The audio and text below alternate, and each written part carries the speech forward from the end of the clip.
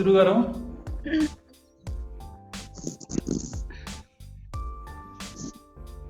यहाँहरू सबैलाई नमस्कार। नमस्कार। म नारायण नमस्कार। आजको यस डिस्कसन सिरिजको होस्ट। मलाई यो होस्ट गर्ने मौका दिनुभएकोमा नेसनल डेभलपमेन्ट एन्ड रिसर्च सेन्टरलाई हार्दिक धन्यवाद दिन चाहन्छु। र आज हामी यो कोरोना कोभिड-19 को प्रकोपकै कारणले यहाँ छलफलमा उपस्थित भएका छौँ र यो छलफलमा हामीले अलि फरक विधाका साथीहरू पनि उपस्थित हुनुहुन्छ। खास गरी कोरोना पछिको नेपाल कस्तो होला भन्ने विषयमा हामीले युवा मतलाई लिनको लागि यो आजको कार्यक्रम आयोजना गरिएको हो। सर्वप्रथम त म यहाँहरूलाई परिचय गराउन चाहन्छु। आजको कार्यक्रममा सहभागीहरू हुनुहुन्छ दिनेश आचार्य हुनुहुन्छ। दिनेशजी नमस्कार। नमस्कार दिनेश सर। नमस्कार नानी। उहाँ चाहिँ युवा मानवशास्त्री हुनुहुन्छ। शिक्षण पेसा लगायत विभिन्न अनुसन्धान कार्यमा संलग्न हुनुभएको उहाँसँग अनुभव छ। त्यसै गरी मिलन बरार हुनुहुन्छ। उहाँ इन्भाइरोमेन्टलिस्ट हुनुहुन्छ र यही विधामा उहाँले काम गरिरहनु भएको छ विगत केही वर्षदेखि। त्यसै गरी राधिका थापाजी हुनुहुन्छ। नमस्कार राधिकाजी। नमस्ते सबैजनालाई। उहाँ चाहिँ हाल चाहिँ पर्यटन व्यवसायी हुनुहुन्छ। युवा अनुसन्धानकर्ता पनि हो र अङ्ग्रेजी साहित्यको विद्यार्थी पनि हो, मतलब त्यसमा दक्ष राख्नुहुन्छ। त्यसै गरी दामोदर न्यौपानेजी हुनुहुन्छ। दामोदरजी नमस्कार। नमस्कार सबैजनालाई। नमस्कार। नमस्कार। दामोदरजी हाम्रो दात्री निकाय तथा नेपाल सरकार बीचको समन्वयमा विभिन्न जिल्लाहरूमा बसेर काम गरेको उहाँसँग अनुभव छ र विभिन्न सामाजिक अनुसन्धान मा उहाँको सक्रिय भूमिका रहेको उहाँसँगको अनुभव छ। यसैका आधारमा आज हामीले विभिन्न अनुभवका आधारमा कोरोना पछिको नेपालको अवस्था कस्तो छ, कस्तो हुनेछ र अहिलेको अवस्था कस्तो छ भनेर विभिन्न सन्दर्भहरूमा विभिन्न अनुभवका आधारमा हामीले आजको छलफललाई अगाडि बढाउँदैछौँ। र खास गरी यो नयाँ डिस्कसन के आयो भने कोरोना पछिको विश्व र कोरोना भन्दा अगाडिको विश्व भनेर एउटा दुईटा किसिमको व्यवस्थाको कल्पना गरेको हुनाले हामीले पनि अहिले यो खास गरी यो छलफलमा अबको नेपालमा हाम्रा लागि के चुनौतीहरू छन्, नेपालको समाजको अवस्था कस्तो छ, नेपालको वातावरणीय अवस्था कस्तो छ, नेपालको व्यावसायिक अवस्था कस्तो छ, यो कुरालाई आज हामीले छलफल केन्द्रित गरेर छलफल गर्छौँ।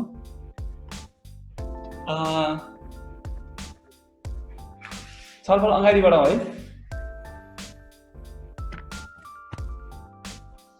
हजुर हुन्छ। दिनेश सर, तपाईँको आवाज त आइरहेको छ, अलि मधुरो सुनिरहेको छु। सुन्नुभएको छ?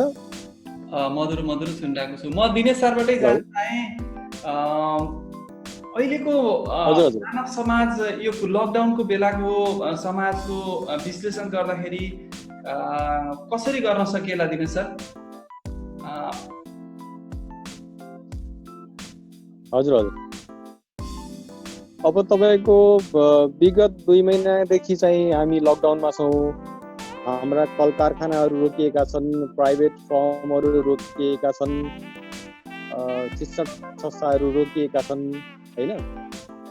त्यसले गर्दाखेरि चाहिँ मान्छेहरू आफ्नो घरमै सीमित छन् यति बेला। अब प्रोडक्सन पनि रोकिएको छ। त्यसले गर्दाखेरि चाहिँ आर्थिक क्रियाकलापहरू एकदमै तपाईँको न्यून रूपले क्रियाशील छन्। यसको समग्र असर चाहिँ राष्ट्रिय अर्थतन्त्रमा परेको छ, मान्छेको जनजीविकामा परेको छ हैन। अब मजदुरहरू, दैनिक ज्यालादारीमा काम गर्ने मान्छेहरू पनि एकदमै अप्ठ्यारो परेका छन्। प्राइभेट फर्महरूमा काम गर्ने इम्प्लोइहरूलाई पनि असर परेको छ। त्यसले गर्दाखेरि एकदमै क्राइसिस अवस्था छ चाहिँ लकडाउनको टाइममा चाहिँ। यो मानव विकासको सिद्धान्तको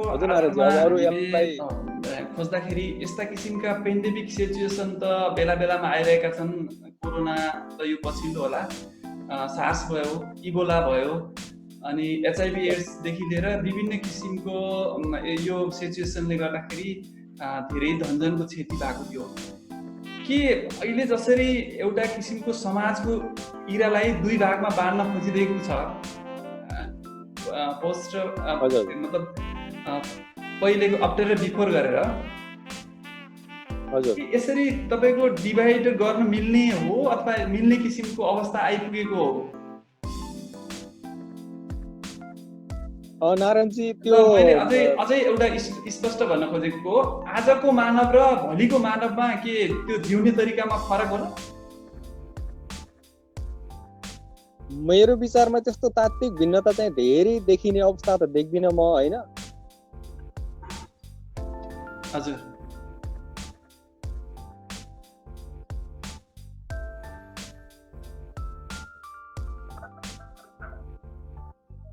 दिनेशजी?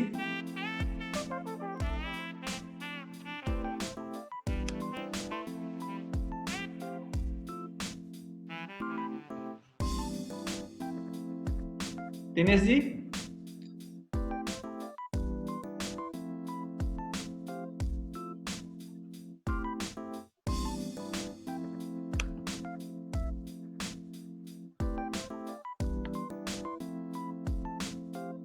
दिनेशजीको केही डिस्टर्ब छ जस्तो लाग्यो।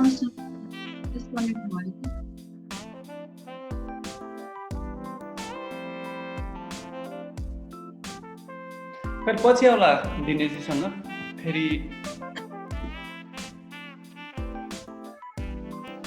उहाँको नेटवर्क डिस्टर्बेन्स देखिरहेको छ। म दिनेशजी आउनु भएन, म मिलनजीसँग जान चाहे। मिलनजी? हजुर सर, तपाईको विचारमा विश्व अहिले कस्तो अवस्थामा छ? हामीले वातावरणको कुरा त धेरै गर्छौँ, अब यो अहिले समग्रमा वातावरण र विश्वकै वातावरण बिग्रेको अवस्थामा चाहिँ अब हामी अहिले विश्वको वातावरण चाहिँ एकदमै झरिरहेको, खस्किँदो र अझै पनि विश्वकै टोटल इन्भाइरोमेन्ट चाहिँ रिसोर्स मात्रै सधैँ इन्भाइरोमेन्ट हुँदैन। रिसोर्स बाहेक जुन फङ्सनिङ, जुन रेगुलेट गरिरहेको हुन्छ सिस्टमहरूले, यो सबै सिस्टमलाई चाहिँ अहिले यो पेन्डेमिक सिचुएसनले चाहिँ असर गरिरहेको छ। अहिलेको यो कोरोनाको कारणले गर्दा क्राइसिस त भएको नै छ, तर सधैँभरि अब इन्भाइरोमेन्टल पर्सपेक्टिभबाट पनि हेर्नु पर्दा चाहिँ आफ्नो विषयमा अलिकति उठेर हेर्दाखेरि चाहिँ सधैँभरि नराम्रो पाटो मात्रै पनि देखिन्न। पेन्डेमिक सिचुएसनमा गर्नुपर्ने रिस्क मिटिगेसनका, मिनिमाइज गर्ने प्रिभेन्सनको उपाय अझै पनि अपनाउनु पर्ने अवस्था, यीलाई एकछिनलाई बिर्सेर अलिकति अगाडि जाने हो भने इन्भाइरोमेन्ट चाहिँ अलिकति नेचरले आफ्नो नेचर नो द बेस्ट भन्छ, नेचरले आफ्नो रूप चाहिँ बल्ल देखाएको जस्तो देखिन्छ। जस्तै कि क्लिन इन्भाइरोमेन्टहरू देख्न सक्छौँ हामी। क्लाइमेटिक कन्डिसनहरू पनि अहिले चाहिँ एकदमै नर्मल ग्लोबलकै क्लाइमेट एपिडेमिक कन्डिसनहरू क्लिन भएको देख्न सकिन्छ। उत्सर्जनहरूमा चाहिँ हरितगृहहरूको उत्सर्जन एकदमै कमी देखिन्छ। यो पर्सपेक्सनबाट हेर्दाखेरि चाहिँ ग्लोबलको इन्भाइरोमेन्ट चाहिँ पेन्डेमिक सिचुएसनले धराशायी इकोनोमिक र सोसल लाइभलीहुडमा त यसले निकै प्रभाव पारेको नै छ। तर एकदमै इन्भाइरोमेन्टलाई मात्रै नै हेर्ने हो र एकदमै नेचरपट्टि मात्रै नै जाने हो, इकोसेन्ट्रिक भएर हेर्ने हो, एकछिन ह्युमन सेन्ट्रिक नहुने हो भने चाहिँ इकोलोजी इकोसिस्टमलाई चाहिँ यसले धेरै राम्रो गरेको छ। किनकि हाम्रो आफ्नो आनी बानी व्यवहारले र यो इन्डस्ट्रियलाइजेसन र डेभलपमेन्टको डिफ्रेन्ट फेजेसले एकदमै इन्भाइरोमेन्टमा चाहिँ यसले एकदमै असर थियो। यो कुराहरू नहुँदाखेरि चाहिँ कस्तो हुँदो रहेछ त इन्भाइरोमेन्ट भन्ने कुरो चाहिँ अलिकति यसले रिफ्लेक्ट गरेको छ। र हामीले कति पोल्युसन गरिरहेका छौँ पहिले भन्ने कुराहरू बल्ल मान्छेलाई चाहिँ रियलाइज गराइरहेको छ। यो चाहिँ अलिकति यो आफ्नो पीडालाई पनि अलिकति जोडेर हेर्दाखेरिको सिचुएसनलाई एनालाइज गर्दाखेरि देखिने ग्लोबलको सिनेरियोको कुरा गरेँ सर मैले। अब यो डिजास्टर अहिले जुन आइरहेको छ यस्तो डिजास्टर त कस्तो जस्तो लाग्छ मलाई भने इन्भाइरोमेन्टल क्राइसिस भन्ने पनि बेला बेलामा आइरहेको हुन्छ। कहिले इनर्जी क्राइसिसको कुरा आउँछ, कहिले यस्तो हेल्थ क्राइसिस भन्ने आउँछ, कहिले इकोलोजिकल क्राइसिस आउँछ, कहिले डिजास्टर नेचुरल डिजास्टरहरूले क्लाइमेटिजहरूले चाहिँ एकदमै प्रभाव पारिरहेको हुन्छ। तर यो अहिलेको केस चाहिँ पेन्डेमिक सिचुएसनको केस चाहिँ एकदमै क्रिटिकल हो। इन्भाइरोमेन्टमा चाहिँ यसले चाहिँ सबैतिर प्रभाव पार्ने भएकोले गर्दाखेरि यसको अझै पनि यो पिकमा पुगिसकेको छैन भन्ने जसरी यो विश्व स्वास्थ्य सङ्गठनले भनिरहेको छ र यस्तो सबै कुरा अहिले नै खेलाइसक्ने अवस्था चाहिँ छैन र अझै यसले पार्न सक्ने इम्प्याक्टहरू देखिनुपर्ने जति कन्सिक्वेन्सेसहरू अझै देखिनै बाँकी छ र यस विषयमा चाहिँ अलिक पछि अझै स्पष्ट हुँदै हुँदै जान्छ र हामी छलफलको क्रममा रहिरहँदाखेरि फेरि छलफल गर्न सक्छौँ।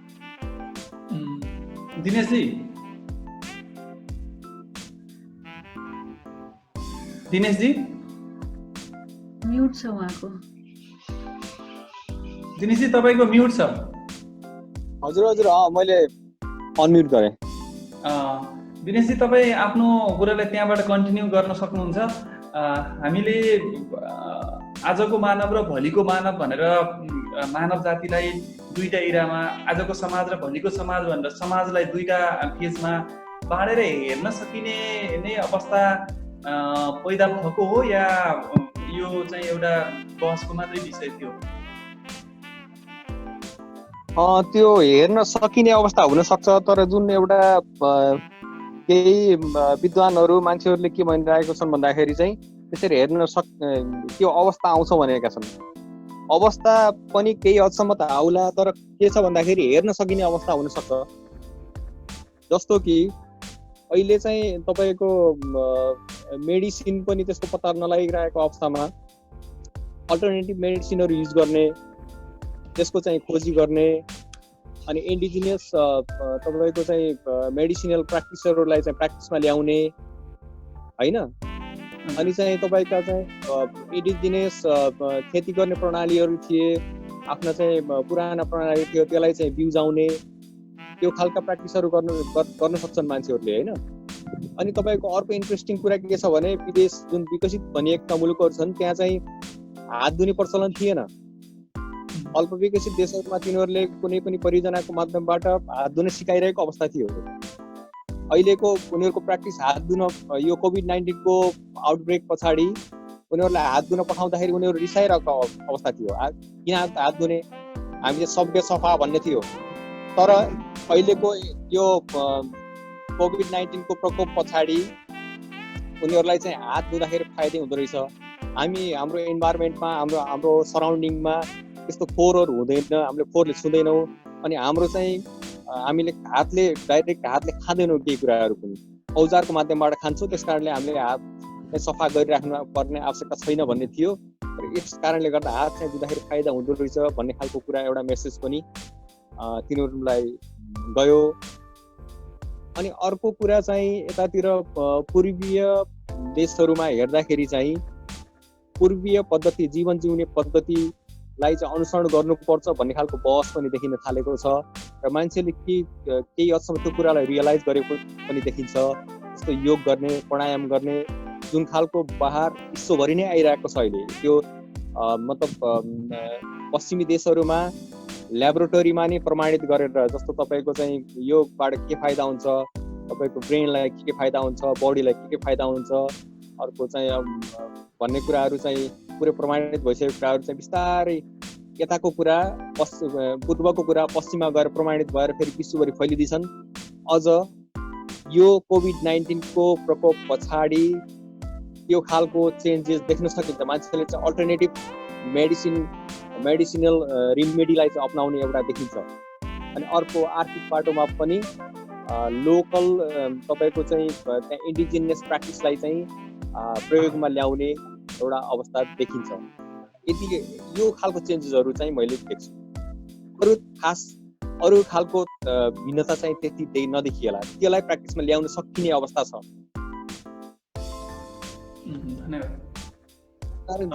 दिनेशजी, जिज्ञासा छ। म तपाईँसँग पछि आउँछु, मिलनजीसँग पनि।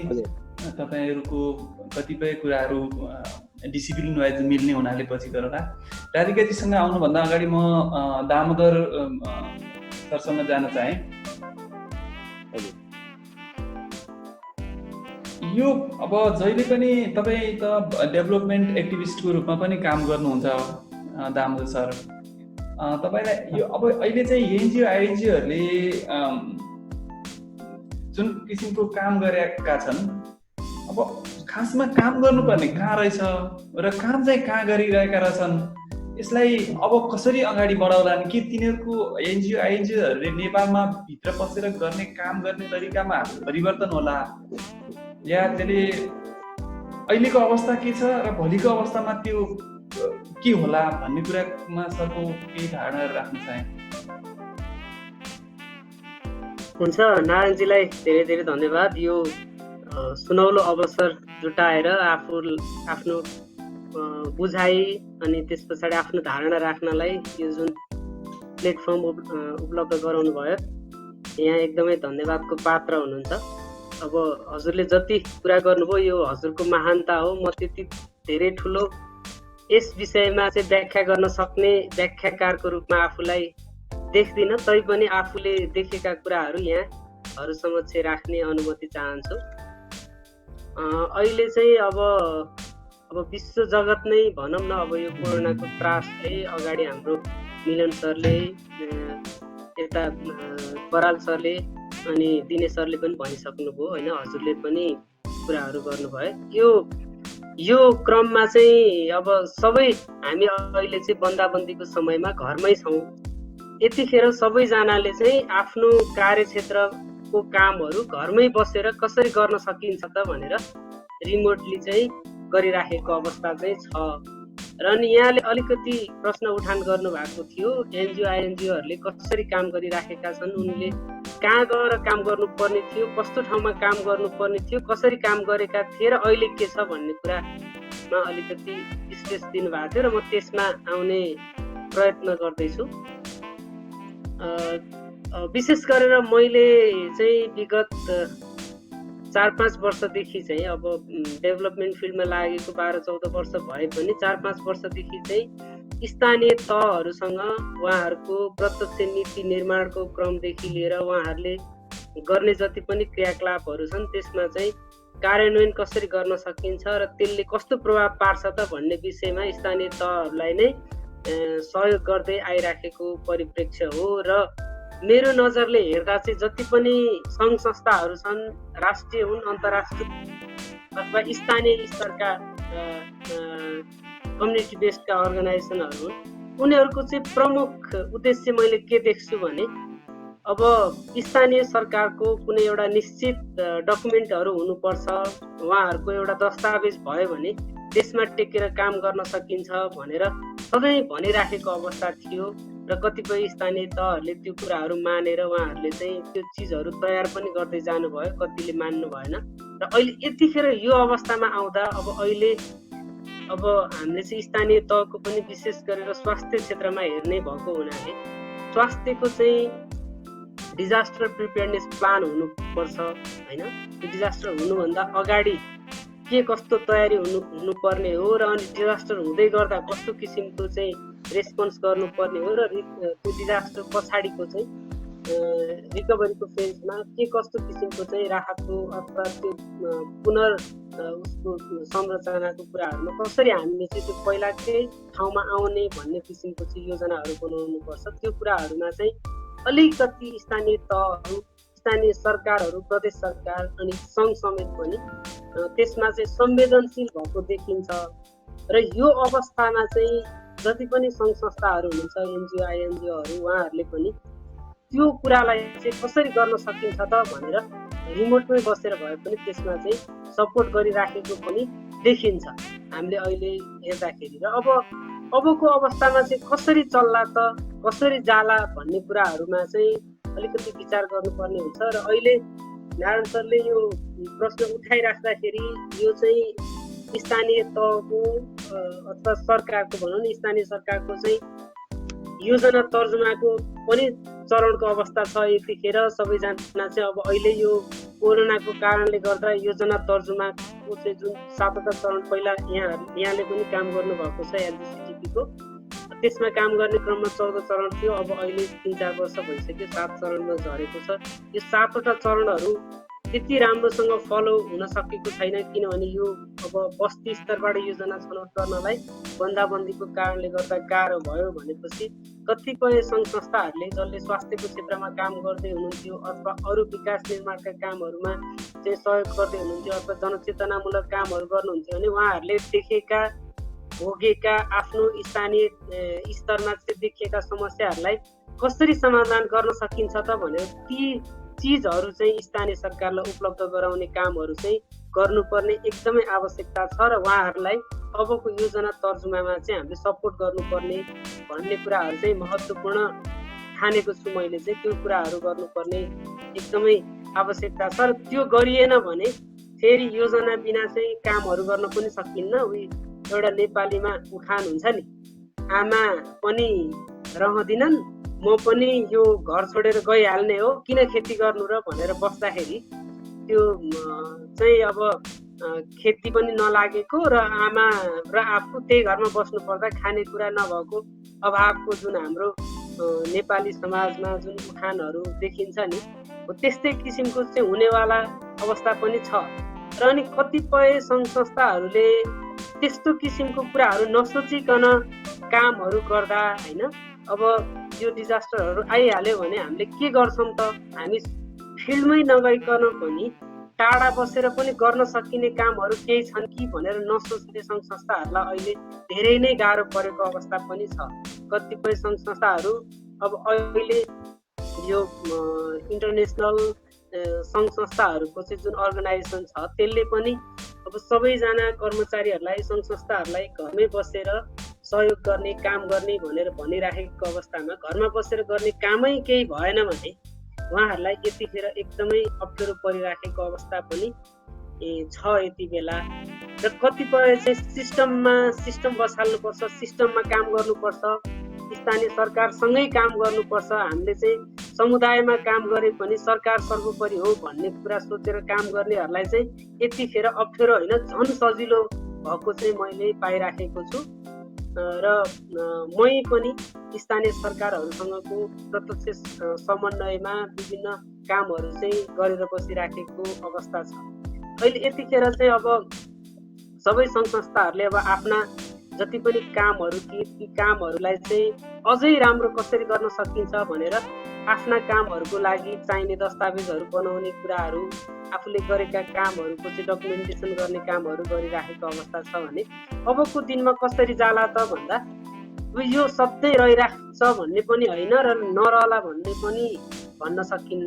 त्यस कारणले गर्दा अब हामीले रिकभरीको फेजतिर जानुपर्ने अवस्था पनि आउन सक्छ। त्यो कुराहरूलाई चाहिँ मध्यनजर गरेर सोचिराखेको अवस्था छ। यसै गर्ने यही हुन्छ भनेर अहिले भनिसकेको अवस्था चाहिँ छैन र अब यसमा चाहिँ एकदमै फेरि आउँला। धन्यवाद तपाईँको विचारको लागि। अहिले म राधिका जीसँग जान चाहे। राधिकाजी तपाईँको माइक। हजुर हजुर, सबैजनाको कुराहरू सुन्ने अवसर दिनुभएकोमा नारायणजीलाई धेरै धेरै धन्यवाद। अब टुरिज्मको कुरा गर्ने हो भने चाहिँ अब कस्तो छ भने सबै होटलहरू बन्द भएको अवस्था छ, टुरिज्म बिजनेस सबै ठप्प छन्। हुन त यो कोरोना भाइरस एउटा ग्लोबल इस्युकै रूपमा आइरहेको छ, सबै सेक्टरमा उत्तिकै इम्प्याक्ट भइरहेको छ। तर मेरो विचारमा चाहिँ सबैभन्दा इम्प्याक्ट भएको सेक्टर भनेको चाहिँ टुरिज्म सेक्टर हो जस्तो लाग्छ अहिले है। किनभने कोरोना भाइरस डिसेम्बरमा सुरु भएदेखि चाइनाबाट जुन वुहानबाट सुरु भयो त्यो बेलादेखि नै अब ट्राभलको कामहरूमा चाहिँ अब त्यसरी क्यान्सलेसनहरू सुरु हुने सबै प्रक्रियाहरू सुरु भइसकेको थियो। भनिसकेपछि 6 महिना अगाडिदेखि अहिले जुन लकडाउनको 2 महिना भयो, 2 महिनाभन्दा अब 4 महिना अगाडिदेखि भने चाहिँ 6 महिना अगाडिदेखि नै टुरिज्म सेक्टरमा चाहिँ एकदमै नराम्रो असर परिरहेको छ। सबै ट्रिपहरू क्यान्सलेसन भयो, पब्लिक इभेन्टहरू सबै क्यान्सल भयो, विभिन्न किसिमको फेयरहरू इन्टरनेसनल नेसनल सबै फेयरहरू चाहिँ पोस्टपोन हुँदै हुँदै हुँदै गएर बन्द हुने अवस्था सिर्जना भयो है। यस कारणले गर्दा चाहिँ अब अहिले नेपालको अवस्थामा हेर्दाखेरि चाहिँ सबैभन्दा धेरै 7.9% चाहिँ जिडिपीमा कन्ट्रिब्युट गर्ने टुरिज्म सेक्टर ठप्प भएको अवस्थामा छ। 2018मा 7.9%, 2018 र 19मा चाहिँ 7.9% टोटल इकोनोमीमा कन्ट्रिब्युट गरेको टुरिज्म सेक्टरबाट अब 2020 पुरै ठप्प भनिसकेपछि अब कस्तो अवस्था सिर्जना भयो, एकदमै दयनीय अवस्था छ। इन्टरनेसनल फ्लाइटहरू सबै क्लोजिङको अवस्था छ, त्यसले गर्दा रेभेन्यूहरू पनि सबै डिक्रिज भइरहेछ, सबै रिड्युस भइरहेछ। यस्तो अवस्थामा चाहिँ अब 2021को पनि 2वटा अर्को सिजनसम्म पनि टुरिज्मको सेक्टर चाहिँ खुल्ने अवस्था देखिँदैन। हेर्दाखेरि चाहिँ त्यो आकलन गर्न सकिन्छ। किनभने अब नेपालको हेल्थ सेक्टरको हेल्थ स्ट्यान्डर्ड हेर्दाखेरि त्यति धेरै सेफ्टी पनि देखिँदैन। एउटा कुन स्ट्यान्डर्डमा जाने, कसरी चाहिँ हेल्थ सेक्टरलाई चाहिँ प्रमोट गर्ने भन्ने कुरा अहिलेसम्म त्यति धेरै स्ट्यान्डर्ड अनुसार अब हुन्छ नि फरेन स्ट्यान्डर्ड अनुसार जान सकिराखेको छैन। त्यस कारणले गर्दा चाहिँ अहिले पनि फरेनरहरू चाहिँ नेपालमा आएर ट्राभल गर्न सुरक्षित मान्दैनन्। किनभने अब जबसम्म यो खोपको विकास हुँदैन तबसम्म चाहिँ ट्राभल गर्नलाई चाहिँ एकदमै अप्ठ्यारो पनि छ र अनसेफ पनि छ। त्यस कारणले गर्दा टुरिज्मको सेक्टरमा चाहिँ 2021 सम्ममै केही होला जस्तो देख्दिनँ म चाहिँ है। र अब अर्को कुरा अब अलिकति डोमेस्टिक टुरिज्ममा चल्छ भन्ने हो। डोमेस्टिक टुरिज्ममा पनि अहिलेको सबै इकोनोमी डाउन भइरहेको अवस्था छ, मान्छेको क्रय शक्ति नै घटिरहेको अवस्था छ होइन। इभन अब खाना नपाएर बस्ने अवस्थाहरू धेरै भइरहेको छ मान्छेहरूको, घरमा त्यस्तै गाउँघरमा त्यस्तै अवस्था भइरहेको छ। त्यस कारणले गर्दाखेरि चाहिँ अब डोमेस्टिक टुरिज्म पनि प्रमोट गर्न सकिने स्थिति छैन।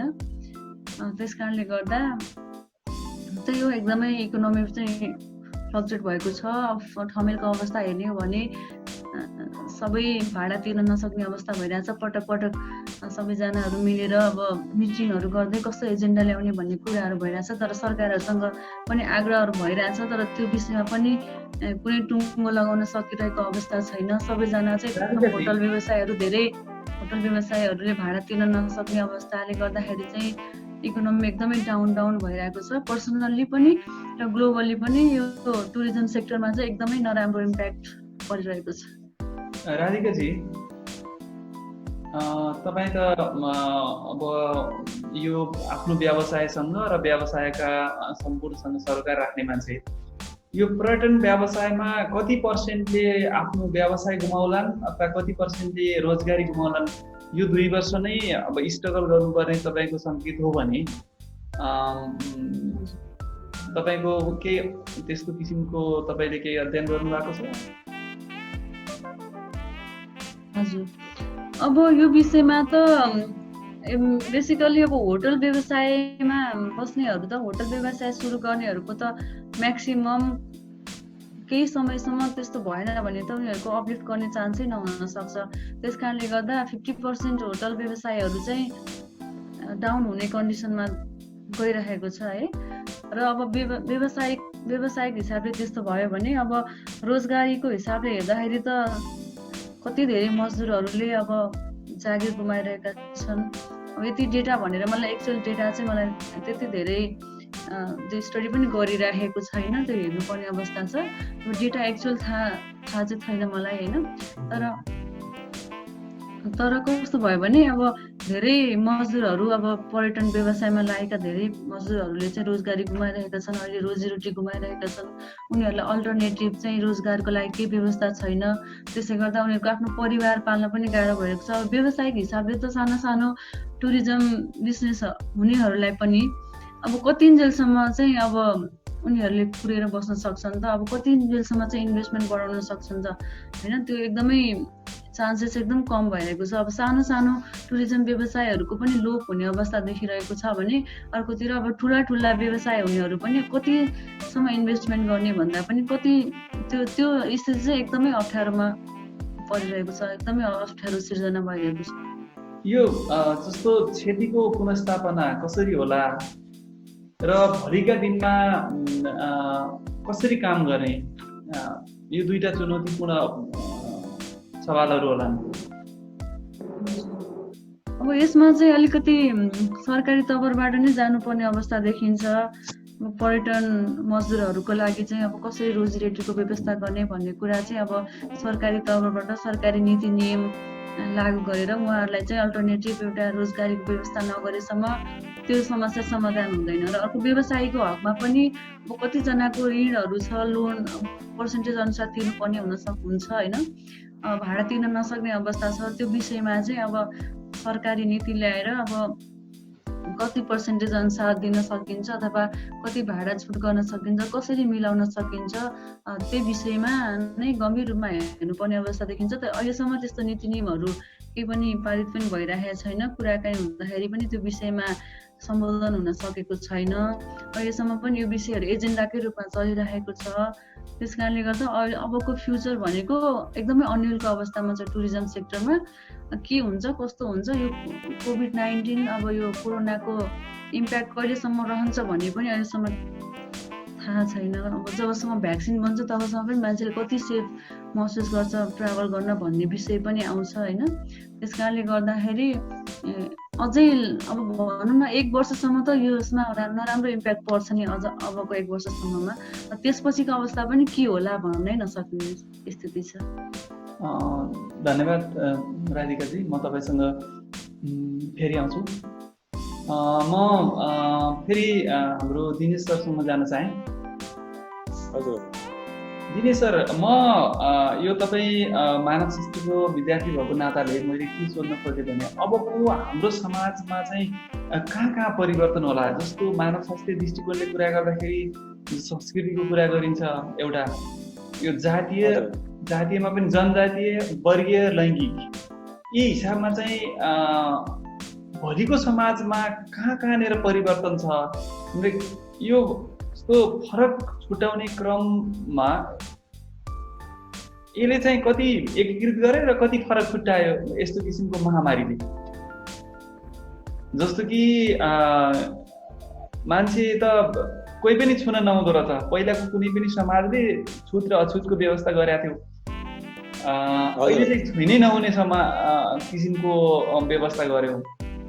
अथवा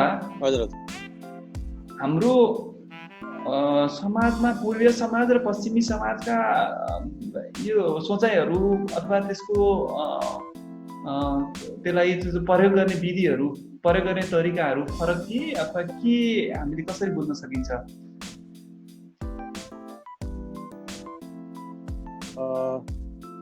तपाईँको आवाज राम्रोसँग सुनेन, म बाहिर छु होइन, एकचोटि यसो थोरै दोहोऱ्याउनु है त लास्टको लाइनलाई।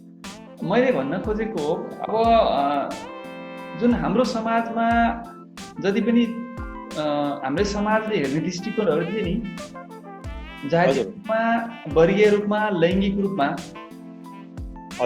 पूर्वीय र पश्चिमी भनेर,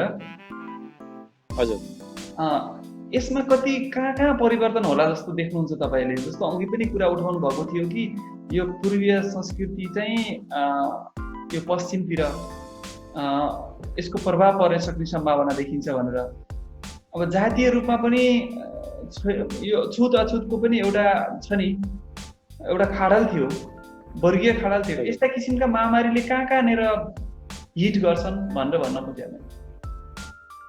ए हजुर, एक्ज्याक्टली। अब यो तपाईँको महामारीले गर्दाखेरि चाहिँ समाजमा संस्कृतिमा असर पर्छ नै। अहिले पनि केही चेन्जेसहरू देखिन्छन्, अहिले यो लकडाउनको अवस्थामा पनि केही चेन्जेसहरू देखिन्छन्। तर तपाईँको जुन छुवाछुतको जातीय भेदभावको अवस्था थियो त्यसलाई चाहिँ तपाईँको अहिले चाहिँ नछुने अवस्था भएको छ।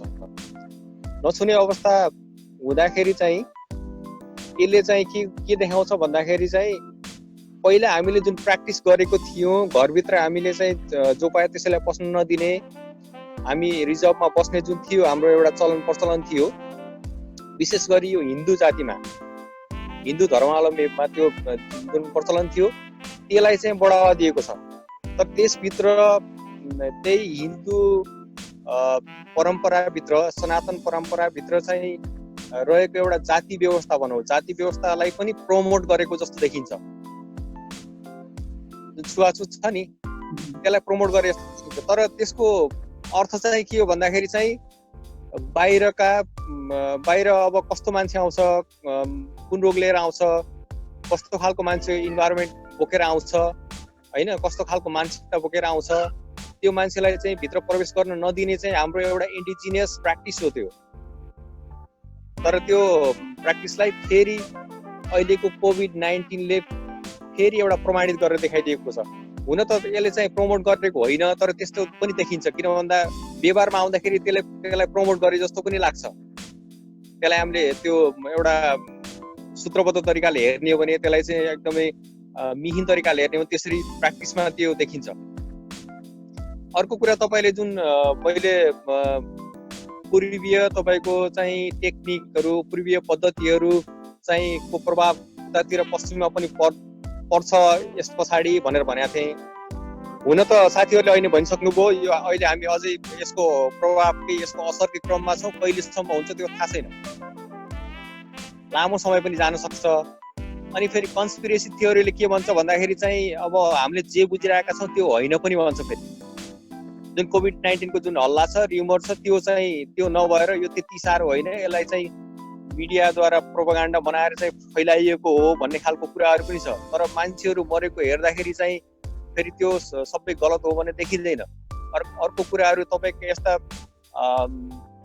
एपिडेमिक, पेन्डेमिक जुन भाइरसहरू, डिजिजहरू चाहिँ पहिल्यै पनि हाम्रो जीवनमा आइसकेका छन्। एकदमै धेरै मान्छेहरू तपाईँको 19 सेन्चुरीमा त त्यो एउटा कुन चाहिँ भाइरस, अहिले मैले ठ्याक्कै मलाई याद भएन, त्यो सरहरूलाई याद होला, सर मिस्टरलाई होइन, त्यसले चाहिँ 500 मिलियन मान्छे गरेको थियो। धेरै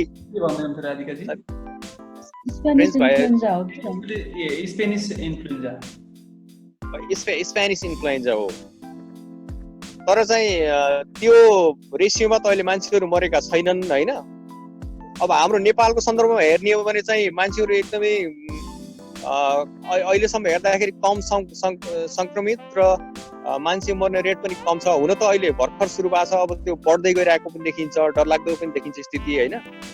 तर चाहिँ हामी नेपालीहरूमा रेसिस्टेन्स पनि भएको कुरा केही खुल्नमा आएको छ। तर त्यो अब रिसर्चले पत्ता लगाउला, त्यस्तो प्रमाणित कुरा त होइन त्यो होइन, अलिकति एउटा एजम्सन, हाइपोथेसिस चाहिँ त्यो पनि आएको छ। त्यसले गर्दा हाम्रा यो पुराना सनातन वैदिक प्रणालीहरू पनि को असर पनि पक्कै त्यतातिर पर्नेछ भन्ने मलाई लाग्छ। यो लामो समय गए पनि यसको चाहिँ तपाईँको अल्टरनेटिभ चिकित्सा पद्धति र हाम्रा जीवनी शैलीहरू, हामीले चाहिँ घरभित्र पस्न जुत्ता खोलेर पस्ने, अनि चाहिँ तपाईँको पाहुनालाई पनि सर्टेन ठाउँमा राख्ने जुन एउटा पद्धति छ, त्यो पद्धतिको असर मैले केही समय अगाडि 2-4 वर्ष अगाडि सुनेको थिएँ। त्यो पश्चिमतिर पनि त्यस्तो खालको बिस्तारै त्यो असर पनि देखिन थालेको छ अरे। उनीहरूले किन विदेशीहरूलाई PR दिएर अनि तपाईँको अरू विभिन्न किसिमका स्किम दिएर स्कलरसिप दिएर किन विदेशमा बोलाउँछन् भन्दाखेरि चाहिँ त्यो खालको एउटा सांस्कृतिक हब मिक्स्ड तपाईँको कल्चरल हबको रूपमा पनि उनीहरू विकास गर्न चाहन्छन्। विभिन्न किसिमका सभ्यताहरूबाट एउटा चाहिँ उत्कृष्ट खालको सभ्यता विकास गर्न चाहन्छन्। त्यसले गर्दा त्यस्तो गर्ने उनीहरूले त्यस्तो प्र्याक्टिसमा ल्याउन खोजिरहेको देखिन्छ। अनि अहिले त यो COVID-19 को जुन एउटा चाहिँ असरले गर्दाखेरि यसले चाहिँ तीव्रता पाउने चाहिँ मैले चाहिँ आकलन गर्छु, मेरो यो पर्सनल भ्यू हो होइन। यसलाई चाहिँ तपाईँको चाहिँ त्यसरी बुझ्नु गलत पनि हुन जाला, तर मेरो चाहिँ पर्सनल भ्यू, मेरो आकलन चाहिँ त्यो रहेको छ। धन्यवाद दिनेश सर, धन्यवाद। म मिलन सरसँग जान चाहे। हजुर सर। मिलन सर, हजुर, जुन हाम्रो यो कोरोना COVID-19 को उत्पत्तिको विषयमा त कति हल्लाहरू होलान्, कति रिमरहरू होलान्, मतलब कति सही होलान्, कति असत्य कुराहरू होलान्। एउटा कुरा सुरुमा आएको थियो, सालकबाट मान्छेमा सर्यो मासुबाट भनेर। अनि त्यसपछि एउटा के अरे विचार आएको थियो, धेरै सालकहरू लोभै हुने गरी मान्छेले खायो, अब सालकले मान्छे खायो। अनि यो के एउटा किसिमको यो वातावरणमा तपाईँले पनि अध्ययन गर्दा यो के इकोसिस्टम नै यस्तै गरी डेभलप भएको हो? पहिले पनि यसरी मृत्युहरू हुने, एउटाले अर्कालाई आक्रमण गर्ने, तपाईँको विचारमा के देख्नुहुन्छ? सरलाई प्रश्नको लागि धेरै धेरै धन्यवाद। यो अहिले सरले जुन प्रश्न सोध्नु भएको छ, यो प्रश्न चाहिँ प्रश्नमै घोत्लिएर म अलिकति छिरेको पनि थिएँ र मैले अहिले बिर्सिन पनि सकौँला। जस्तै अघि यहाँ दामोदर सरसँग र राधिकाजीसँग कुरा हुँदै जाँदाखेरि, मैले संवाद सुन्दै जाँदाखेरि रिकभरीको फेजमा सरकारले ल्याउनु पर्ने खालके नीति, आर्थिक र टुरिज्म सेक्टरमा प्रभाव पार्ने भन्ने खालको कुराहरू यी छँदैछन् कि, तर मैले भनेको अलिकति ब्रोड रूपमा जाँदाखेरि त्यो रिकभरी सम्बन्धीको विषयलाई पनि केही गफ गर्ने एउटा प्लेटफर्म चाहिँ सरले फेरि निर्माण गर्नु होला भन्ने मेरो सुझाव छ। अथवा कुनै टाइममा अथवा कुनै आजै भए पनि मैले आफ्नो केही कुरा यसमा पनि थप्न चाहेको छु। त्यो त त्यसलाई थाती राखेर म अघि सरले जुन मलाई भन्नुभएको छ त्यो प्रश्नतिर आएँ म। अब यो COVID-19 चाहिँ जुन छ सर, कोभिड भनेर, कोरोना भनेर यो जुन प्रजाति अहिले देखियो, नामाकरण गरियो COVID-19 भनेर, यो चाहिँ त्यही एउटै स्पेसिफिक चिजलाई, त्यही जीवलाई चाहिँ नामाकरण गरेर लियो। तर कोरोना भनेर चाहिँ जुन अरू पनि यसका क्याटेगोरीमा धेरै पर्न आउने भाइरस छ, त्यो चाहिँ हाम्रो सराउन्डिङमा पहिलेदेखि नै रहिरहेको हुँदाखेरि एनिमलहरूमा चाहिँ यो कोरोना चाहिँ पहिलेदेखि नै देखि नै रहेको थियो र यो रिसर्चले चाहिँ पत्ता लागि पनि रहेको थियो। र अर्को कुरा मैले जोड्न चाहेँ, चाइनाको वुहान भन्ने ठाउँ चाहिँ विशेष गरी भाइरसको लागि पहिलेदेखि नै रिसर्च गर्ने धेरै खतरनाक ठाउँ हो र जुन कुरा चाहिँ मिडियामा राम्रोसँग दिइराखिएको छैन, यसमा नोट गर्नु होला। र जुन कुरा अहिले आयो कि चालकबाट सरेको हो भन्ने कुरा छ, चमेराबाट भन्ने कुरा, जहिले पनि एउटा कुनै पनि प्रजाति अर्को प्रजातिमा अथवा एउटा स्पेसिसदेखि अर्को स्पेसिस भनिन्छ, त्यो जाँदाखेरि चाहिँ एउटा मेडिएटरको रूपमा एउटा कुनै एयरले अथवा वाटर बोन, एयर बोन भन्ने जुन गरिन्छ, यसमा चाहिँ के टर्मिनोलोजी युज गरेको देखिन्छ भने स्पिलओभर भनेको एकले अर्कोमाथि पोखिने।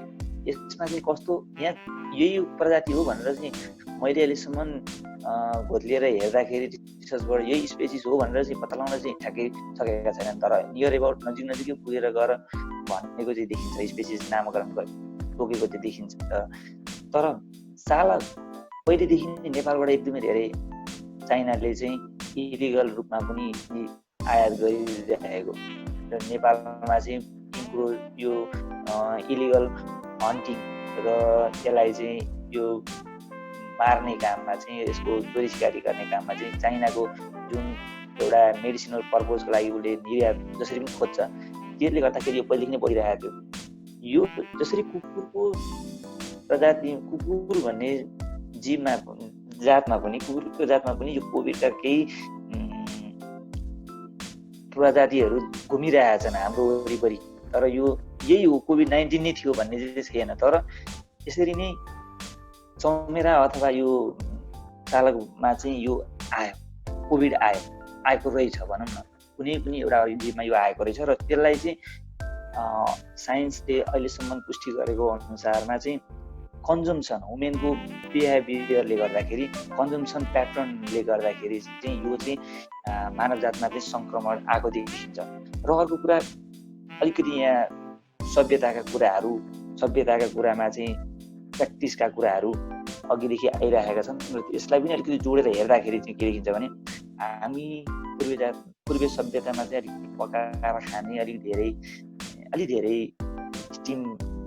स्टिम चिज नखाए तापनि जे पकाए पनि अलिकति धेरै खाने, उमालेर खाने हाम्रो प्रचलन छ। तर पश्चिमा देशमा अझ त्यस्तो धेरै छैन।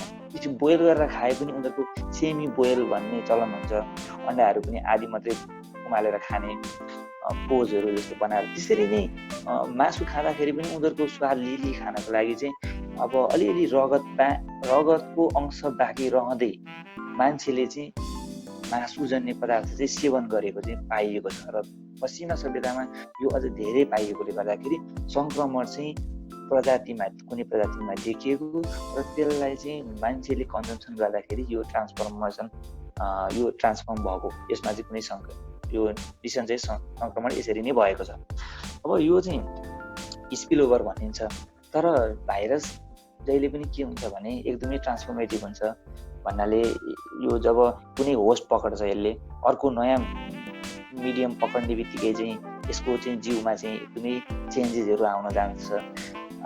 एउटा सामान्यतया अर्थमा भन्दाखेरि म के भन्न चाहन्छु भने एसिडहरू मिलेर बनेको हुन्छ सेल, र त्यो सेल चाहिँ भाइरसको सेल चाहिँ एमिनो एसिडहरू, प्रोटिनको तत्त्वहरू जुन बनेको छ त्यो तत्त्व जुन प्रजातिमा पहिले कोरोना अथवा कोभिड-19 थियो त्यो चिजबाट वुमेन बिहेभियर अथवा वुमेनको बडीमा आइसकेपछि, होमोसेपियन्सको जिउमा आइसकेपछि त्यो चाहिँ ऱ्यापिडली ट्रान्सफर्मेसन भएको भन्ने चाहिँ अवधारणा छ। र त्यही भएकोले गर्दाखेरि त्यसले चाहिँ पार्ने प्रभाव चाहिँ एकदमै भित्रभित्र गुम्सिएको जस्तो र एकैचोटि त्यसले चाहिँ भित्रको अर्ग्यानहरू एट्याक गरिसकेपछि एकैचोटि चाहिँ यसले मान्छेलाई चाहिँ गिटगिट अवस्थामा लिएर आउने यो भनेको निकै डेन्जरस छ। छोटोमा एउटा कुरा राख्नु चाहे, इकोसिस्टममा यसको भूमिका के होला भनेमा मेरो इकोसिस्टममा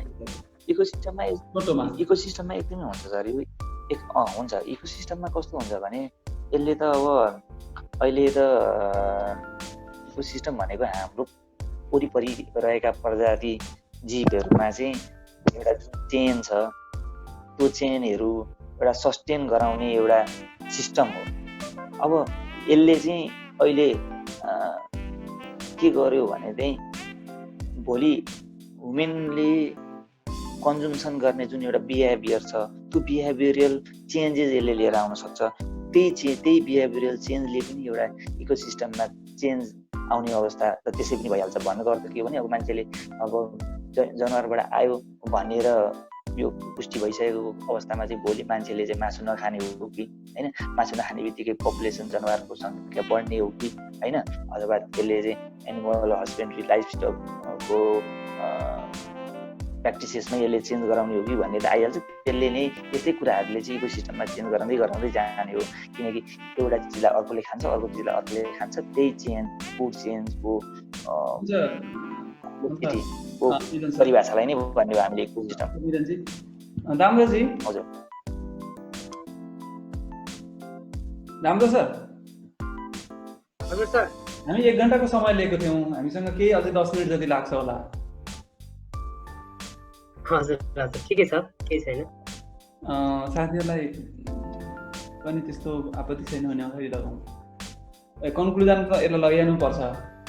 म तपाईँसँग आएँ छोटोमा सरसँग के मैले जिज्ञासा राख्ने भएँ भने यो हामीले हात धुन मात्रै पनि विभिन्न एनजिओ, आइएनजिओ र डोनर एजेन्सिजहरूले करोडौँ अरबौँ रुपियाँहरू लगानी गरेका छन्। अहिले चाहिँ यो 2 महिनामै हात धुन सिकाएको हो एउटा। अर्को कुरा, यो हात धुने हाम्रो संस्कार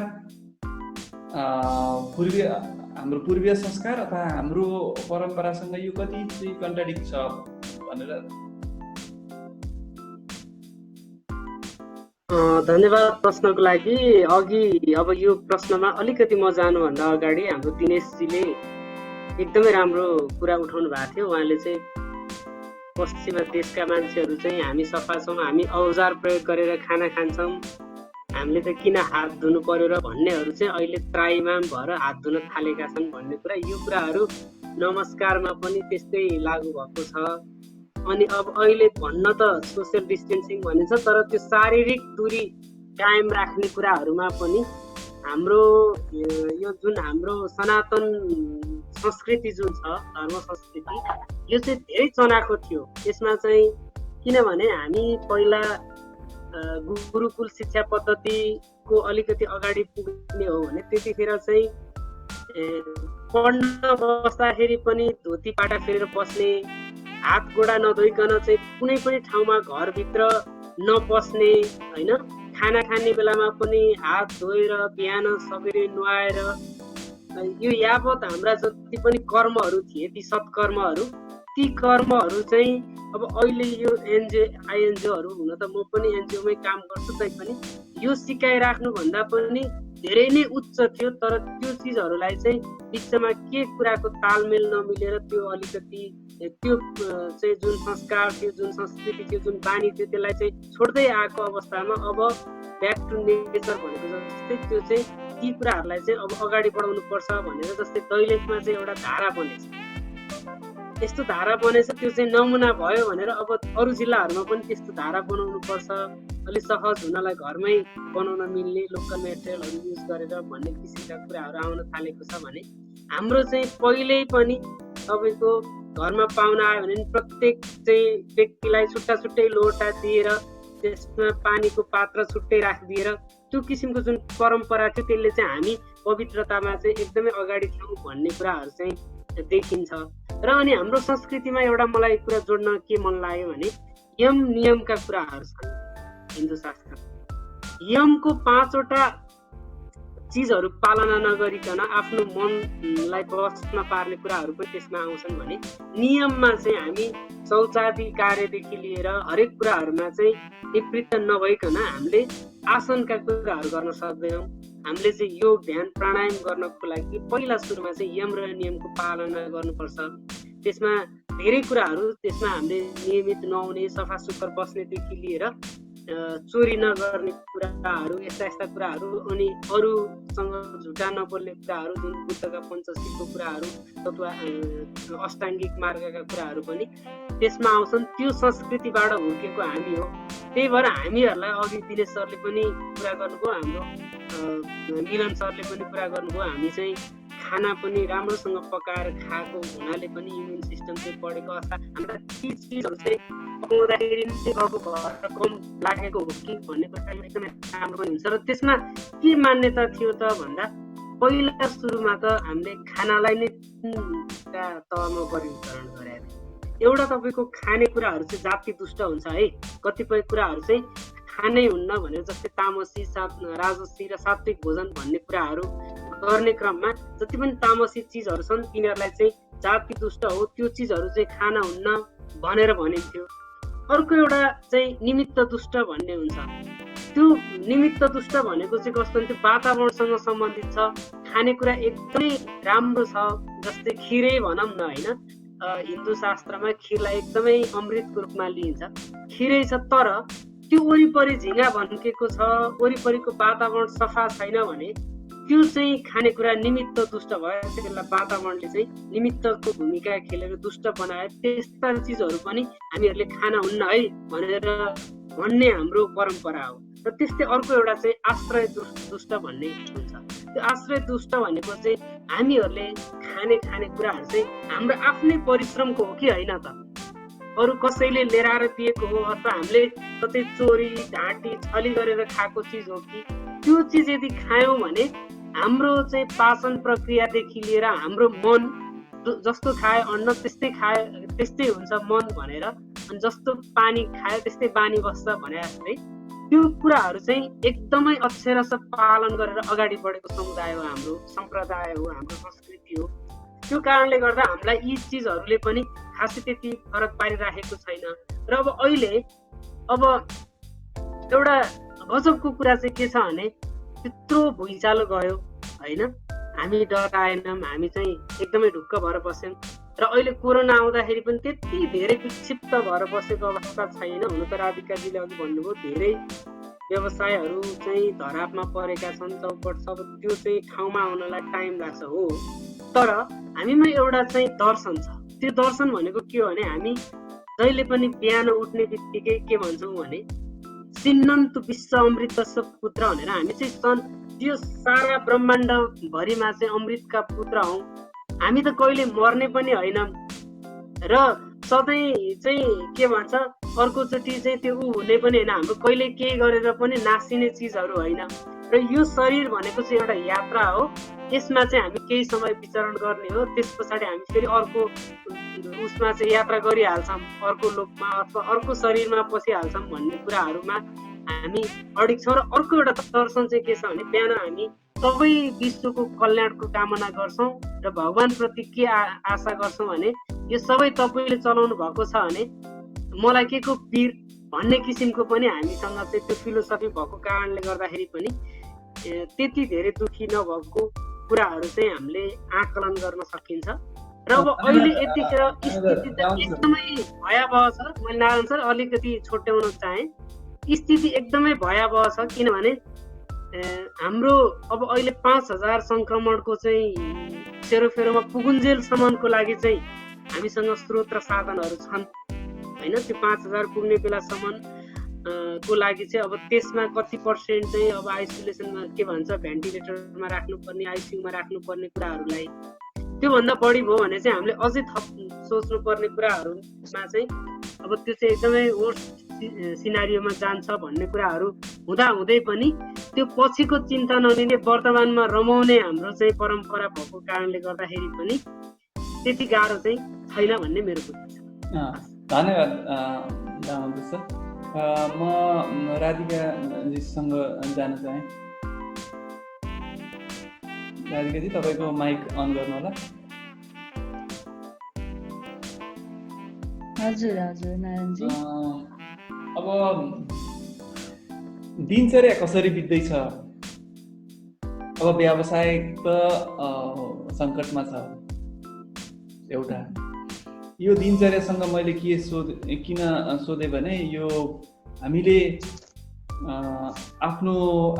आफैले आफैलाई कसरी साइकोलोजिकली ट्रिटमेन्ट गरिरहेछौँ भन्ने कुरा एउटा। अर्को तपाईँ विश्वसँग पनि जोडिनुहुन्छ। नेपालमा र विश्वको यो किसिमको पर्यटन व्यवसायमा कति फरक छ र कसरी रिकभर, नेपालमा कसरी रिकभरी छिटो हुन्छ अथवा ढिलो हुन्छ कि के छ त्यसको छोटकरीमा? हजुर हजुर, पहिलो प्रश्नमै जाउँ। अब दिनचर्या भन्दाखेरि चाहिँ अब कसरी बिताउने भन्दाखेरि सबैको अब धेरै जस्तो मान्छेको यस्तो तरिकाले बितिरहेको जस्तो लाग्छ। अब मैले पनि फ्यामिलीसँग धेरै टाइम बिताइरहेको अवस्था छ अहिले चाहिँ होइन। फ्यामिली के हो भन्ने कुरा चाहिँ बल्ल बुझिरहेको जस्तो फिल भइरहेछ। फ्यामिली बन्डिङ भन्ने कुरा, तर अलिकति इकोनोमीतर्फ सोच्ने हो भने चाहिँ अलिकति तनाव हुँदै जाँदो रहेछ होइन दिनचर्या बिताउने क्रममा। नत्र भने फ्यामिलीसँग पनि त्यसपछि टाइम दिने अनि बच्चाहरूलाई चाहिँ क्रिएटिभ कामहरूमा लगाउने काममा पनि दिन बिताइरहेको छौँ। त्यसको लगत्तै चाहिँ अब एउटा पर्यटन व्यवसाय भएको नाताले अलिकति हाम्रो चाहिँ अब अनलाइन फोकस गर्ने भन्ने हिसाबले अब हामीले चाहिँ अलिकति टेक्नोलोजीमा काम गर्नु पर्दछ। अबको टुरिज्म भनेको पनि टेक्नोलोजीमा डिपेन्ड हुन पनि सक्छ भन्ने हिसाबले चाहिँ टेक्नोलोजीलाई फोकस गरेर अब हाम्रो टेक्निकल कुराहरू के छ त्यसलाई स्ट्रङ बनाउने सरकारमा लागिरहेका छौँ। त्यसै विषयमा पनि हामीले काम गरिरहेको छौँ दिनदिनै। अलिकति मोटिभेसन चाहिँ के हुँदो रहेछ भने अलिकति बुकिङहरू आउने, अब फरेनरहरूको आवत जावत हुने, कस्टमरहरूको आवत जावत हुने गर्दाखेरि अर्कै मोटिभेसन हुँदो रहेछ होइन। तर बिना मोटिभेसन काम गर्न चाहिँ आफूलाई मोटिभेट गर्न साह्रै गाह्रो हुने, तर पनि साइकोलोजिकल्ली अलिकति ट्रिट गर्न तपाईँले भन्नुभएको जस्तो साइकोलोजिकल्ली हिल गर्नको लागि चाहिँ अब हामीले चाहिँ केही वर्षमा त रिभाइभ हुन्छ नै, किनभने कति व्यवसायहरूले माथि उकास्न नसक्ने अवस्था पनि सिर्जना हुनसक्छ र त्यस्तो अवस्थामा चाहिँ अब अलिकति स्मल स्केल र लार्ज स्केलको बिजनेसहरू हुन्छन्। स्मल स्केलको बिजनेसलाई पनि हामीले कसरी चाहिँ टिकाउ गर्ने त भन्ने विषयमा चाहिँ टेक्नोलोजीलाई मुख्य विषय बनाएर टेक्नोलोजी मार्फत नै हामीले टेक्निकल्ली कसरी स्ट्रङ बनाउने त आफ्नो कम्पनीलाई, कसरी वेबसाइटलाई चाहिँ हामीले टप ऱ्याङ्किङमा पुर्याउने त भन्ने विषयमा काम गरिरहेको छौँ। अहिले पनि जहिले आफ्नो वेबसाइटमा चाहिँ काम गरेरै बसिरहेको छौँ दिनचर्या बिताउने क्रममा। र हजुरले भन्नुभएको जस्तो इन्टरनेसनल र डोमेस्टिक टुरिज्ममा नेपालको टुरिज्ममा चाहिँ कस्तो फरक देखिरहेछ मोडालिटी भन्ने कुरामा चाहिँ अब कस्तो हुँदैछ नि, मेरो विचारमा चाहिँ अब त्यो हुन पनि सक्छ नहुन पनि सक्छ, यो मेरो पर्सनल इन्टरप्रिटेसन हो है। कस्तो होला भने अलिकति मोडालिटी नै अबको टुरिज्म सेक्टर चाहिँ मोडालिटी नै चेन्ज हुन्छ जस्तो लाग्छ। किनभने अब कस्तो मोडालिटी भन्दाखेरि चाहिँ अब मान्छेहरूले एकदम धेरै अबको ट्राभलमा चाहिँ एकदम सेफ्टी मेजर्सलाई चाहिँ एकदम फोकस गर्छन्, हेल्थ कन्सर्न चाहिँ फरमोस्ट हुन्छ जस्तो लाग्छ। किनभने सबैभन्दा मेन कुरा ट्राभल गर्ने भए पनि जे भन्ने पनि health is the vital thing होइन, त्यही भएर मान्छेले हेल्थको विषयमा सोच्छ नै। त्यस कारणले गर्दाखेरि चाहिँ अब सेफ्टी मेजर्स राम्रो हुनु पर्यो। सेफ्टी मेजर्स राम्रो छ भने मान्छेहरू तयार हुन सक्छन् ट्राभल गर्न, नत्र भने चाहिँ अलिकति गाह्रो हुन्छ।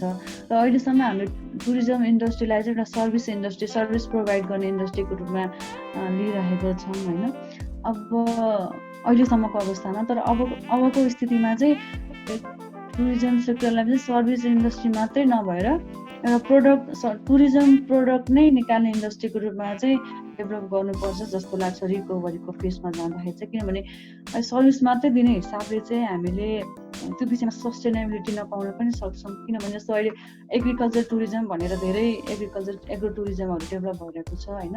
अनि त्यो विषय सँगसँगै हाम्रो दामोदरजीले जोड्नु भएको, मिलनजीले जोड्नु भएको, दिनेशजीले पनि जोड्नु भएको कुराहरू छ, कल्चरल प्र्याक्टिसेसको कुराहरू छ होइन। कल्चरल प्र्याक्टिसेसहरूलाई चाहिँ अब हुन्छ नि, हामीले कस्टमरहरूसँग पनि कुराकानी गर्दा अहिले हाम्रो पास्ट कस्टमरहरूसँग पनि दैनिक अट्याचमेन्टमा छौँ हामी। कस्तो भइरहेछ, उताको अवस्था के छ, यताको अवस्था के छ, we are willing to travel in your country भनेर मेसेजहरू आइरहेको हुन्छ। यस्तो अवस्थामा पनि अब विलिङ हुँदै पनि अब नसक्ने अवस्था, यस्तो अवस्था आइरहेको छ। त्यही पनि अब उनीहरूलाई चाहिँ कसरी चाहिँ न्यू प्रडक्ट दिने त, टुरिज्मबाट कसरी प्रडक्ट क्रिएट गर्ने त, सर्भिस मात्रै नभएर भन्ने विषयमा पनि एकदमै कन्सर्न दिनु आवश्यक देखिन्छ। कल्चरल प्रोडक्टहरू पनि हामीले प्रड्युस गर्नुपर्छ जस्तो लाग्छ। किनभने हाम्रो कल्चर चाहिँ अहिले दामोदरजीले भन्नुभएको जस्तो होइन, एकदमै स्ट्रङ कल्चरल प्र्याक्टिसेस छ भन्ने कुराहरू छ। बिहान नुहाएर भान्सामा छिर्नेदेखि कुरादेखि लिएर नमस्कार गर्ने कुराहरूलाई, र हामीले जुन किसिमले पाहुनालाई सत्कार गर्छौँ, जसरी पाहुनालाई चाहिँ हामीले पाहुनाको लागि चाहिँ सेपरेट रुमको व्यवस्था गरेका हुन्छौँ पहिलादेखि नै होइन। गाउँघरको प्रचलनदेखि अब सहर बजारसम्म पनि जसरी हामीले प्र्याक्टिस गरिरहेका छौँ त्यो कुराहरूलाई चाहिँ उनीहरूले त्यो कुराहरूलाई चाहिँ अहिले पनि खुलेर नै सम्मान गरेको अवस्था छ। त्यो कुराहरू चाहिँ हामीले फलो गर्नुपर्ने रहेछ भन्ने कुरा, पटक पटक हात धुने कुराहरू, त्यो विषयमा हामीले जहिले पनि अहिले कस्टमरहरूसँग कन्ट्याक्ट हुँदाखेरि पनि, कनेक्ट हुँदाखेरि पनि उहाँले कुरा गरिराख्नुहुन्छ। त्यस कारणले गर्दा चाहिँ हाम्रो एउटा कल्चरली चाहिँ युनिक प्रडक्ट हो भन्ने हिसाबले हाम्रो कल्चरल प्रडक्ट प्लस अब नेपाल चाहिँ कृषि प्रधान देश, अब सबैजना कृषिमा फर्किनु पर्ने अवस्था, र आफूले चाहिँ कसरी चाहिँ सस्टेनेबिलिटी हुने भन्दाखेरि चाहिँ अब पहिलाको ब्याक टु नेचर भने जस्तो अब ब्याक टु नेचरमा जाँदाखेरि चाहिँ हामीले अरूसँग डिपेन्ड नभइकन जस्तो एउटा घरमा होइन सबै कुरा व्यवस्था गरेर ढिकी जाँतो सबै कुराहरू हुन्छ नि, पशु पन्छी सबै पालेर आफ्नो लागि चाहिँ आफू कसरी सस्टेन हुने भन्ने व्यवस्थाहरू जुन पहिला हामीले सिकेर गरिरहेका थियौँ, त्यो कुराहरूलाई चाहिँ हामीले कसरी टुरिज्म प्रडक्ट बनाउन सक्छौँ भन्ने हिसाबले त्यसरी जाँदाखेरि चाहिँ हामीले रिकभरी गर्न सक्छौँ जस्तो लाग्छ। किनभने सर्भिस मात्रै दिएर चाहिँ अबको अवस्थामा चाहिँ एकदमै डिफिकल्ट छ। त्यस कारणले गर्दा अब टुरिज्मलाई चाहिँ सर्भिस इन्डस्ट्री मात्रै नभएर एउटा प्रोडक्ट इन्डस्ट्रीको रूपमा डेभलप गऱ्यो भने चाहिँ हामी रिकभरी गर्न सक्छौँ र अब इन्टरनेसनल र डोमेस्टिक टुरिज्मको जुन फरकको कुरा छ हाम्रो नेपालको र इन्टरनेसनल एरियामा, टेक्नोलोजी अलिकति फरवर्ड छ बाहिर होइन। इन्टरनेसनल सेक्टरमा चाहिँ अब अलिकति टेक्नोलोजी फरवर्ड भएको कारणले गर्दाखेरि चाहिँ टेक्नोलोजीको मार्फत पनि उहाँहरूले ट्राभल गर्न सक्ने अवस्था सिर्जना भयो। तर नेपालमा चाहिँ अब त्यो अवस्था अलिकति सिर्जना नभइसकेको हुनाले र अब सर्भिस इन्डस्ट्रीको रूपमा डेभलप भएको, सर्भिस इन्डस्ट्रीको रूपमा डिफाइन भएको र सर्भिस इन्डस्ट्रीको रूपमा नै हामीले स्वीकारेर त्यसरी सर्भिस दिँदै आएको हुनाले चाहिँ त्यो सिनारियो चाहिँ फरक देख्छौँ। त्यति नै हो मैले सोचेको चाहिँ। धन्यवाद। अब हामी एकदमै अन्तिममा एक मिनटको समयमा यहाँहरूलाई अनुरोध गर्ने भएँ मैले, भोलिको नेपाल कस्तो होला, म दिनेश सरबाट जान चाहेँ। दिनेश सर, तपाईँको स्पिकर अन गर्नु होला।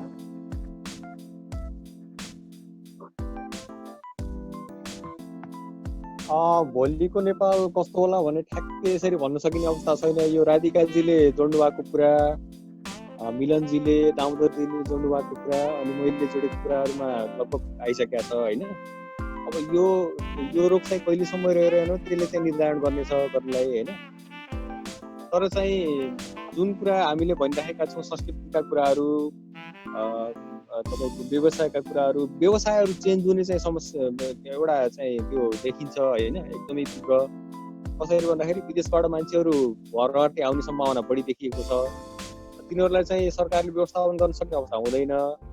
तिनीहरूको घरमा चाहिँ परम्परागत खेती प्रणाली छ भनेदेखि त्यसलाई चाहिँ आधुनिकीकरण गरेर तिनीहरूले चाहिँ त्यसलाई अपनाउने अवस्था देखिन्छ। अब तपाईँको टुरिज्म सेक्टर त अब टोटल्ली कोल्याप्स नै हुन लागिसकेको अवस्था जस्तो लाग्छ मलाई। अब राधिकाजीले पनि धेरै कुरा भनिसक्नु भएको छ। अब त्यसलाई चाहिँ अब अर्कै मोडालिटीबाट लैजानु पर्ने देखिन्छ।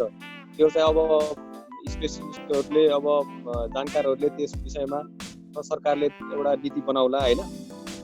अब होटल रेस्टुरेन्टहरू एकदमै तपाईँको बन्द भएका छन् र मान्छेहरू होटल रेस्टुरेन्टमा खाने अवस्था पनि एकदमै गाह्रो भएको देखिन्छ। अनि विदेशीहरू पनि भ्रमण गर्नलाई उहाँले भनिसक्नु भएको छ इन्ट्रेस्टेड छन्, तर चाहिँ डराइरहेको अवस्था पनि छ। त्यसले गर्दाखेरि चाहिँ नि इन्कम जेनेरेसनको अवस्था अलिकति डरलाग्दो र भयावह देखिन्छ। त्यति भन्दैमा फेरि हामी निराशा हुनुपर्ने, निराशावादी हुनुपर्ने कुरा चाहिँ छैन, आशावादी चाहिँ हुनुपर्छ। धेरै उपायहरू छन्, हामीसँग आफ्ना पुराना प्रविधिहरू छन्, पुराना चाहिँ पद्धतिहरू छन्। तिनीहरूलाई उब्जाएर, तिनीहरूलाई बिउताएर हामीले चाहिँ काम गर्न सक्छौँ। त्यसलाई फेरि नयाँ सिराबाट एकदमै इन्डिपेन्डेन्ट तरिकाबाट, जुन हामी चाहिँ डिपेन्डेन्ट छौँ अरू देशहरूसँग, अरू हाम्रा छिमेकी मुलुकहरूसँग, हामी आफैमा आत्मनिर्भर हुने अवसरको रूपमा चाहिँ मैले यसलाई लिन्छु। धन्यवाद। एकदमै ठुलो अवसर। धन्यवाद दिनेशजी। म मिलिनसँग जान्छ। अब मैले एकदमै छोटोमा भन्न चाहेँ, अब भोलि कस्तो हुन्छ भन्दाखेरि के गर्नुपर्छ भन्ने कुराले पनि भोलि कस्तो हुन्छ भन्नेमा चाहिँ प्रत्यक्ष असर पार्छ। त्यही भएर तत्काल आफ्नो तवरबाट सरकारका तिनै तहले चाहिँ पोस्ट डिजास्टर निड एसेसमेन्ट भन्ने चाहिँ गरेर यसमा सबै सेक्टरहरूमा परेको इम्प्याक्ट्सहरूलाई एसेसमेन्ट गरेर सेक्टरल इन्टिग्रेसन गरेर सबै एक सेक्टरले अर्को सेक्टरलाई नचुने भन्ने हुँदैन। यी सबै सेक्टरमा इन्टिग्रेसन गरेर इन्टिग्रेटेड मोडलमा चाहिँ काम गर्ने गरी एक्टिभिटिजहरूलाई चाहिँ अगाडि बढाउँदाखेरि चाहिँ मात्र नेपाल जस्तो देशमा चाहिँ रिजिलिएन्ट कन्ट्री फेरि हामीले देख्न सकिन्छ। नभए चाहिँ यसको रिकभरी गर्ने चान्स चाहिँ इन्टिग्रेटेड मोडलमा गएन भने चाहिँ कुनै न्यून देख्छु म।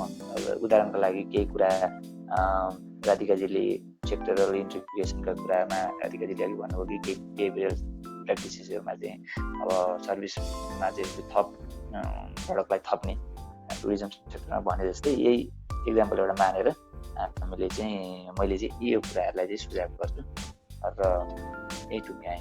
धन्यवाद मिलनजी। म दामोदरजीसँग मैले मेरो कुराहरूलाई समराइज गर्नु पर्दाखेरि चाहिँ मिलन सरले भन्नुभएकै कुरालाई अलिकति सापट लिँदै अब चाहिँ नीति निर्माताहरू अनि नीति निर्माण गर्नलाई सहयोग गर्ने दात्री निकाय अथवा सङ्घ संस्थाहरू र त्यो नीतिहरूलाई मान्ने आम सर्वसाधारणहरू सजग हुन्छन्। अघि हामीले जति कुरा गऱ्यौँ नि ती सबै कुराहरूमा विशेष गरी मिलन सरले भन्नुभएको जस्तो कुरामा चाहिँ अब हामीले पोस्ट डिजास्टर के गर्ने भन्नुभन्दा पनि त्यो त अब टरेर जाला, आगामी दिनहरूमा पनि के कस्तो आउन सक्छ त त्यस्तो कुराहरू भनेर त्यसमा पनि सजग हुन्छन्। किनभने कोरोनाले पाठ सिकाइसकेको छ। 753वटै स्थानीय तहहरूलाई चाहिँ उहाँहरूको आफ्नो चाहिँ अब भविष्यमा यस्तो चाहिँ डिजास्टर आउन सक्छ, यो महामारी आउन सक्छ भन्ने नसोच्दाखेरिको परिणाम उहाँहरूले भोगिसक्नु भएको छ भनेपछि त्यसको लागि काम गर्नलाई चाहिँ उहाँहरूले थाल्नुहुन्छ र हामी पनि सचेत हुन्छौँ कि जथाभावी खाँदैनौँ, जथाभावी जाँदैनौँ, त्यसमा चाहिँ हामी कसरी सचेत हुने भन्ने कुरा आम सर्वसाधारणले पनि सोच्नेछन् र त्यो नीति नियमदेखि लिएर जति विकासमा चाहिँ साझेदार भएर काम गर्ने सङ्घ संस्थाहरू छन् उनीहरूले पनि यो कुराहरूलाई मध्यनजर गरेर अलिकति पाठ सिकेर योभन्दा धेरै राम्रो चाहिँ नेपाल हुने चाहिँ मैले देखेको छु भविष्यमा। राधिकाजी। हजुर, सबैजनाले भन्नुभएको कुरा नै जोड्ने हो। खास चाहिँ हरेक रिस्क र हरेक थ्रेडसँगै अपर्च्युनिटीहरू आउँछन् भन्ने कुरामा हामीले आशावादी पनि हुनुपर्छ। रिस्क र थ्रेडसँगै अपर्च्युनिटी आउने हो। त्यस कारणले गर्दा मलाई लाग्छ अबको नेपाल भनेको अब रिस्क र थ्रेड धेरै कुराहरू भोगिसकेको छ। दामदाजीले भन्नुभयो जस्तै हरेक रिस्क भोगेको छ, हरेक थ्रेडसँग जुधिरहेको छ। अबको स्थिति भनेको नेपालले त्यो नीति निर्माणमै मेन त पोलिसी मेकिङमै गएर अड्किन्छ होइन। पोलिसी मेकरहरूले चाहिँ विषयमा अब गहन छलफल गरेर अब सबै सेक्टरको मान्छेहरूसँग एजेन्डा वाइज कुराहरू गरेर नीति निर्माण राम्रो भएर नेपालमा चाहिँ धेरै अपर्च्युनिटीहरू आउँछन् भन्ने कुरामा आशावादी छु। धन्यवाद। यहाँहरूको अमूल्य विचारको लागि धेरै धेरै धन्यवाद।